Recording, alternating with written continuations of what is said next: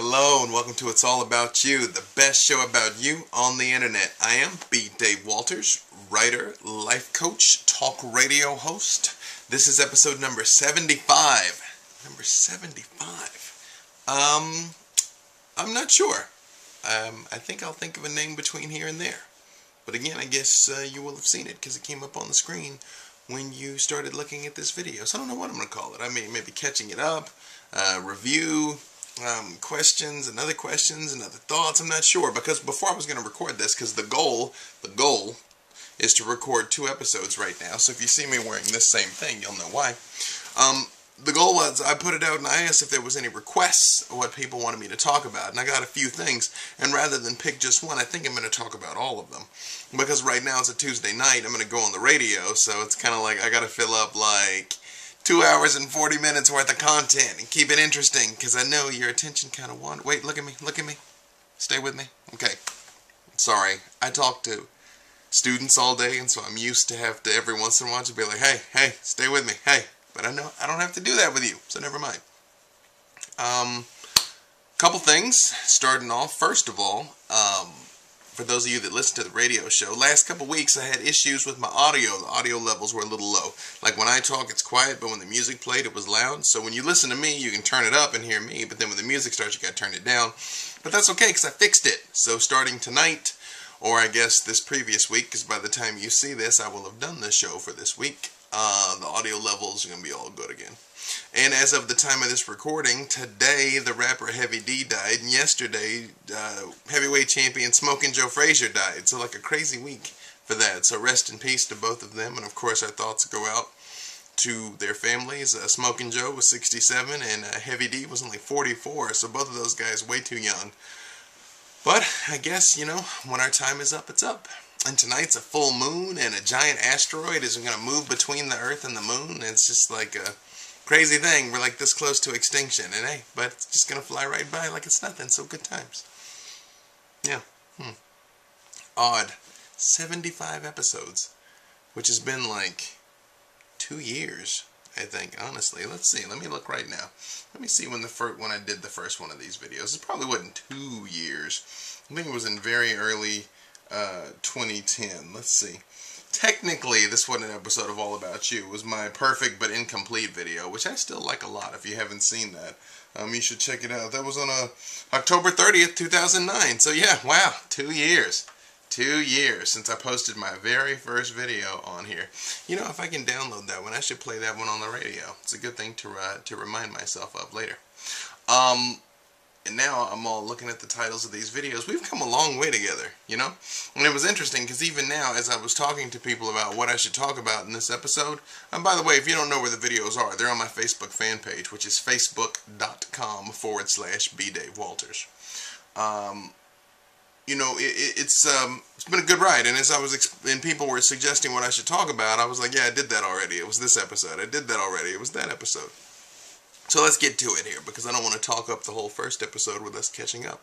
But thank you for watching, as always. Thank you for being with me on this journey. It's been a good run. And I want to acknowledge some of you. You know who you are. There's some people that are getting some really great results right now. Really taking all of these things we talk about to heart and really manifesting significant change. Unfortunately, some of it's been unpleasant surprises, like guys that were cheating and things, and I pretty much warned people that I'm like, he is cheating and he's going to do this and this and this, and then that thing happened. But the thing is, my friends were ready because they actually listened to me. It's amazing what happens when somebody actually asks my opinion and then listens to my opinion, and it works out. Funny how that happens, huh? Yeah, good times. So last week I had somebody ask me to do a video on boundaries, and we ended up talking about it on the radio, but I wanted to talk about it here in the video also. Boundaries. How to get people to respect you and care about your feelings and actually not walk all over you, quite frankly, or say and do things you don't want them to do. Now, strange thing, well, let me not go down that road. Here's the bottom line for boundaries, okay? If you got people that don't listen to you, let's say that maybe they only relate to you as a sexual object, and you want them to realize there's more to you than being a sexual object. Well, the simplest solution is, first and foremost, don't carry yourself like a sexual object. You know, I mean, if you wear like a lot of really tight, revealing clothing, and people tend to notice that about you before your ravishing intellect, there's sort of a reason why that is. Just saying. Same thing on your Facebook profile. If you have like a lot of pictures of you as like the wild, crazy party girl, and you don't understand why people keep expecting you to be the wild, crazy party girl, is because maybe you shouldn't lead with that. I'm not saying there's any problem being the wild, crazy party girl. I like wild, crazy party girls. I'm saying don't lead with that. Does that make sense? Because people can like come to know you and respect you and realize you have a wild side, but it's harder to realize you have a wild side and then suddenly realize you have this like deep, like spiritual, philosophical approach, and then like start to appreciate that too. Does that make sense? But the bottom line is even simpler than that. If you have trouble with people not keeping your boundaries, the fact is you don't really believe you deserve those boundaries to be respected. You don't really believe that they should respect you as a person, as a man or as a woman, or listen to you and take your considerations to heart. And I can tell you that with certainty because I know there's absolutely some ways that people cannot talk to me and cannot treat me, and I will not accept it. You know, I mean, there's things Barack Obama can't say to me. I mean, he's the president of the United States, and I love the guy, but still, I mean, if there's certain things, I'd be like, whoa, whoa, whoa, whoa, whoa, you can't talk to me like that, man.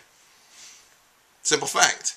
And if it happens, then the very first thing I would say is, look, you know, I'm going to respect you and talk to you like you're an adult, and I would appreciate if you're going to respect me and talk to me like I'm an adult. And if a person still won't at that point, like if they're really upset or angry or you know, yelling or even being sarcastic or insulting, then I turn and I walk away. Fact. And then, only then, if I'm in a place where I can't get away, then only then will I defend myself with words or with these if necessary, right?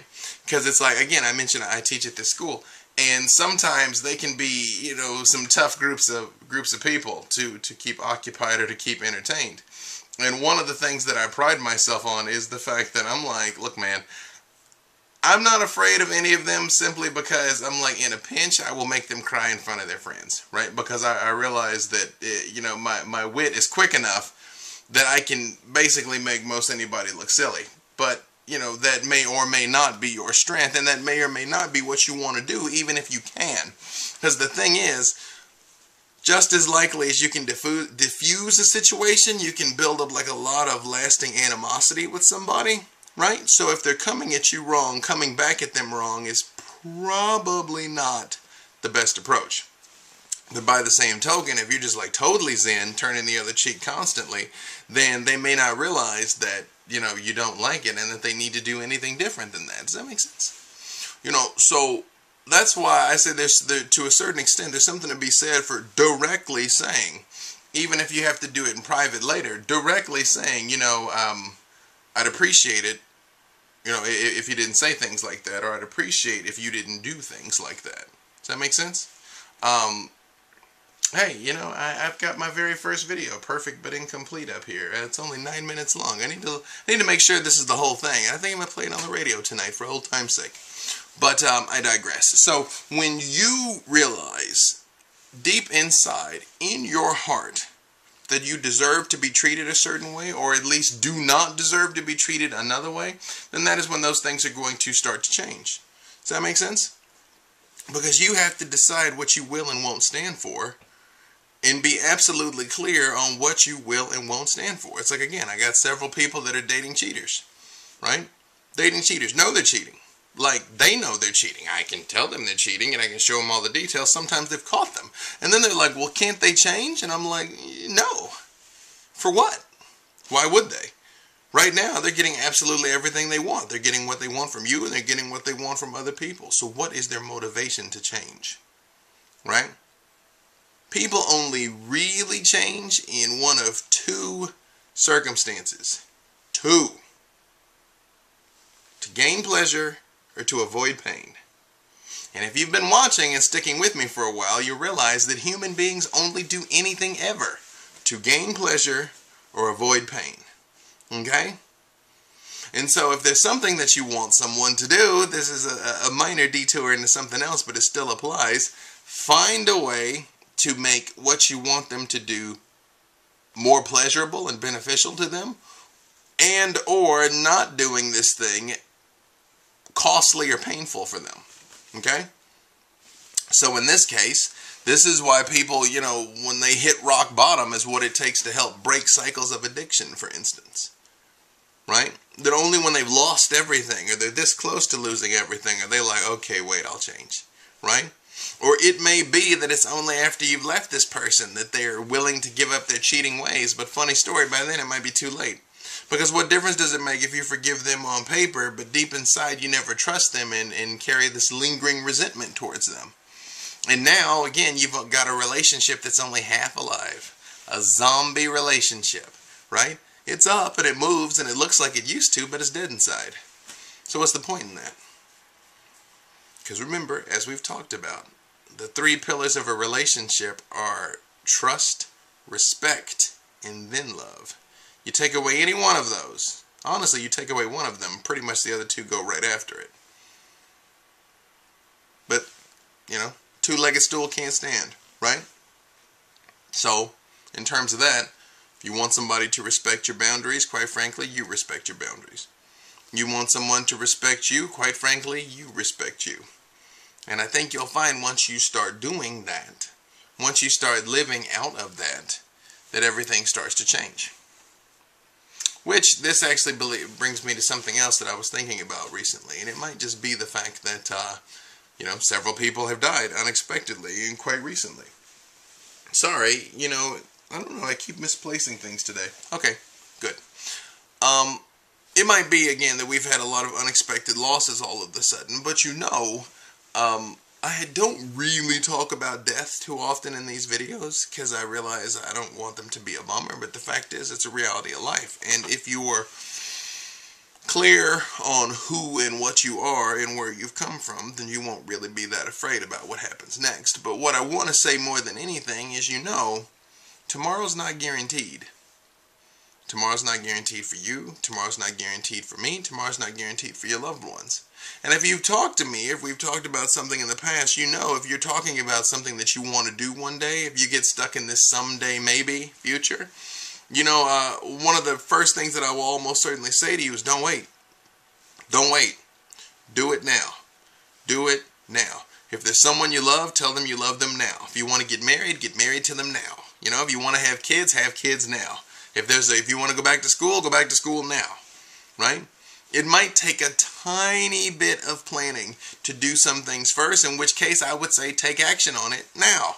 Like I mentioned recently, I want to go back to school next fall. That's fine, but I have to work on it now, today. So I'm still in motion of the process of manifesting that. Does that make sense?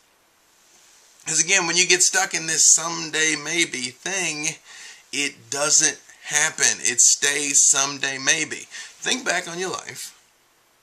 Think back on how many goals that you've had that you were like, one day I want to do blank. And then how many of them actually happened?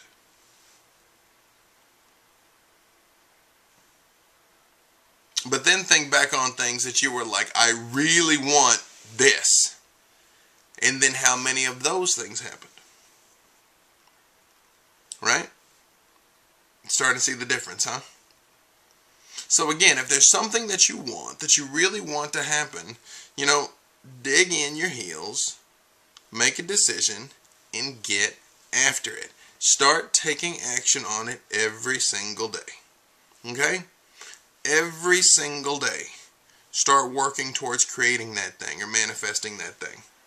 Because the bottom line is you don't know how much time you have left. And if you don't know how much time that you have left, then why are you wasting any of it? It's like Charles Darwin said, a man that dares to waste a single hour has not discovered the value of life. And I'm not talking about occasionally relaxing or having some fun when you choose to relax and choose to have some fun. That's fine. I'm talking about getting hung up for hours and hours and days and weeks and months and years on foolishness. Getting stuck just in the mode of surviving. Like I have a friend of mine that moved out here to LA to break into Hollywood. But then they ended up taking like 2 or 3 jobs just to survive. And I'm like, your entire week is taken up by the act of surviving, and you're not actually doing the things you came for, which is breaking into acting. Right? Now, eventually, this person switched gears, and now they're doing quite successfully. But you realize that we get caught up in this survival mode that it becomes so difficult to actually create the thing that we were trying to create in the first place. Does that make sense? And again, you know how fast time passes. It's almost Christmas, man. It's almost 2012. You know? Time goes like that. God willing, I'll be looking up, I'll be like, oh, hey, it's almost December 23rd, 2012. 21st, 2012. Maybe it's the end of the world. I don't know, right? But that's going to be here like that. It will. If we're blessed to live that long, which, again, is not guaranteed to us. So my question then becomes, what is it that is holding you back? And I can tell you what it is that's holding you back if you want to know. What's holding you back is at the deep down inside, at the stillest, smallest place inside of you, you don't really believe that you can be, do, or have that thing. You don't really believe it. Because if you really believed it, you would both act out of that and live into that. And it would show up for you. That's the problem. When you get stuck in this someday maybe mode, what you're doing is living into that default future that we've talked about before. Like I said, there's an excellent book called The 3 Laws of Performance. It's built on the same framework of landmark education. I talk so highly about the landmark forum, and the 3 Laws of Performance explains this really well, and it's fantastic. So if you're a reader, go check it out. 3 Laws of Performance. But I'm telling you, unless you really decide to exert some effort and make things different, you really have to stop living this cycle of living in tomorrow like it was yesterday.